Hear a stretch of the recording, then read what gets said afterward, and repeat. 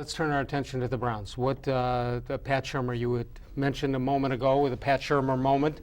What are you thinking?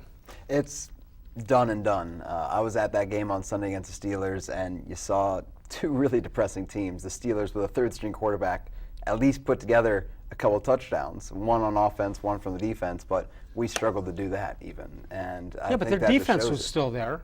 I mean, to me, Steelers are the Browns with Ben Roethlisberger. It's funny. On Sunday, I was watching that game, and everyone left the stadium so excited. Hey, we beat the Steelers.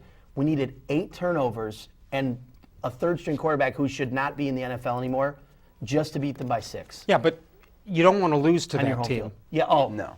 You know, if they There's would have nothing lost, bad about that. No. Look, I'm thrilled that they won. I really am. It's great. You know, we need something to build on, but.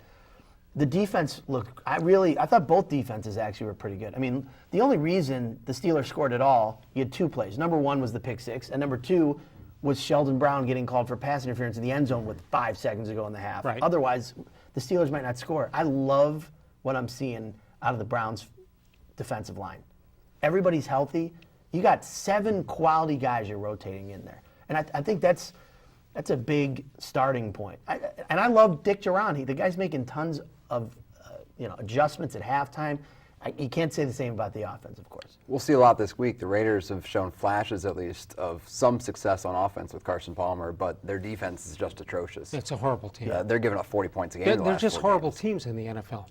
And you would, you'd think, we've been around here long enough, not you, but most of us have been around here long enough, that the NFL is so bad, you're supposed to beat teams like that. I mean, Cleveland, and I hate to use this as a Pat Shurmur defense, but they've been in every game, and they could have won a whole bunch of them. But that's what the NFL is. They're all the teams can make that statement. You forget, you could have lost the San Diego game, too, just as easily. I mean, they've lost, I think 7 games they've lost by 7 points or less.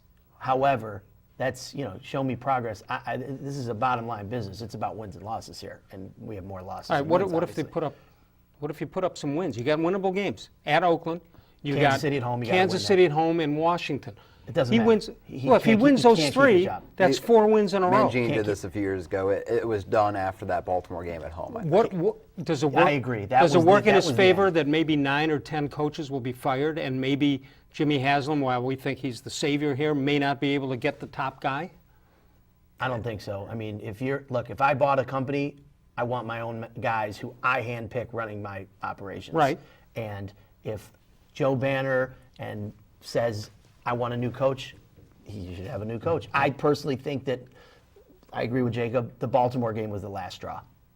Okay, so that the decision is made already. Yeah, I You think it was made the day Haslam took over the team. I do too. Do Yeah. you think the decision is made on the quarterback? No, What do I you think do you with got the to give him quarterback? another year and see the development. I mean, I look at Jacksonville right now. Blaine Gabbert is terrible, and I think that they're going to cut I think Chad Henne's going to be the starting quarterback in Jacksonville next year, ahead of Gabbert. Okay. They took Gabbert in the top 10. I think you got to give him, and they gave him 2 years to show what he is. I think that sometimes I like Whedon, sometimes I don't. He's not going to be in the top.